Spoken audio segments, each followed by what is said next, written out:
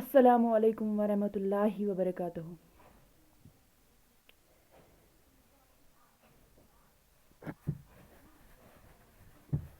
اس دنیا میں دو قسم کے لوگ پائے جاتے ہیں۔ ایک وہ جو دنیا کو بنانے میں لگے ہوئے ہیں، اور ماشاءاللہ دوسرے وہ جو آخرت کی فکر میں لگے ہوئے ہیں۔ دونوں خواہشات میں آسمان اور زمین کا فرق ہے۔ جو دنیا کے پیچھے لگے ہیں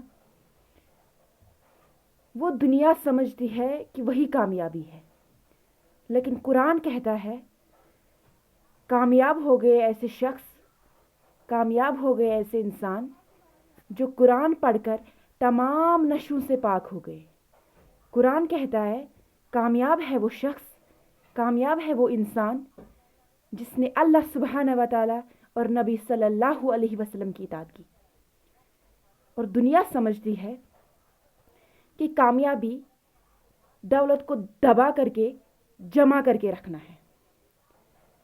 دنیا سمجھتی ہے کہ ہائی فائی زندگی گزارنے میں، بینک بیلنس جمع کرنے میں اور فیشن پرستی کرنا یہی کامیابی ہے، جو کہ ایک ناگوارہ چیز ہے، جو کہ ایک بہت بڑی غلط فہمی ہے۔ اس کی جو سب سے بڑی وجہ ہے وہ قرآن سے دوری ہے، کیونکہ ہمیں صحیح علم نہیں ہے کہ کامیابی ہے کیا۔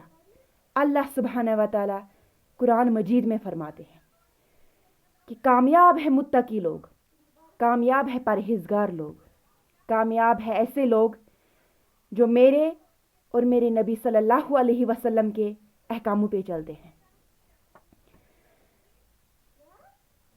کچھ لوگ آخرت سنوارنے میں لگے ہیں تو دوسری طرف کچھ لوگ دنیا بسانے میں لگے ہیں۔ میں سمجھتی ہوں کہ جس دل میں عشق مصطفیٰ ہو اس دل میں نشہ نہیں ہو سکتا، جس دل میں عشق نبی ہو اس دل میں کوئی نشہ نہیں ہو سکتا۔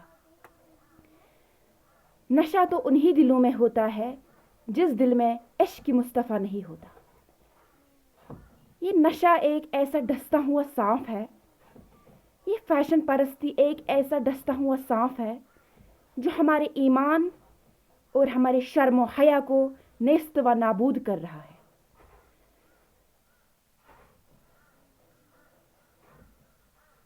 خوش نصیب ہے ایسے شخص، خوش نصیب ہے ایسی بیٹیاں، خوش نصیب ہے ایسی لڑکیاں، خوش نصیب ہے ایسے مرد جو اپنے آخرت کو سنوارنے میں لگے ہوئے ہیں، جو پرہیزگاری سے اپنے دن اور رات کو چلاتے ہیں۔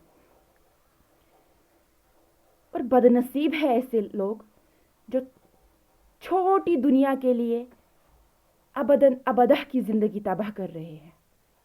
ابداً ابدہ کی زندگی مطلب آخرت کو تباہ کر رہے ہیں، کیونکہ آخرت دنیا کے درجے میں 1000 درجہ بہتر ہے، جو کہ ہمارا اللہ سبحانہ و تعالی قرآن مجید میں فرماتے ہیں۔ لیکن دین کی رغبت کسی دل میں نہ ہونے کی وجہ سے، علم کی دوری کی وجہ سے، یہ دنیا ہمارے رگ رگ میں بسی ہے، رگ رگ میں بسی ہے۔ ہمارے خون، جس طرح ہمارے جسم میں خون بہتا ہے اسی طرح دنیا کے نشے ہمارے رگوں میں بہتے ہیں آج۔ لیکن اس کی سب سے بڑی وجہ نبی پاک صلی اللہ علیہ وسلم سے دوری ہے۔ میں سمجھتی ہوں کہ جن دلوں میں عشق مصطفیٰ بستا ہے ان دلوں میں دنیا نہیں بستی، ان دلوں میں صرف آخرت کی فکر بستی ہے، اور ماشاءاللہ ایسے ہی لوگ کامیاب ہیں۔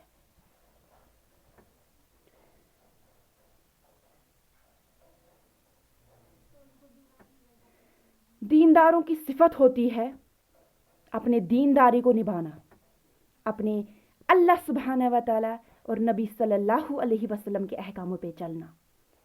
یہی بات ان کو ایک خوشنودی ان کو حاصل کرتی ہے، یہی بات ان کو کامیابی تک لے کے جاتی ہے۔ لیکن دنیا دارو اور دینداروں میں آسمان زمین کا فرق ہے۔ دینداری تو آخرت کے لیے ہے، لیکن دنیا داری یہی دنیا میں ختم ہونی ہے۔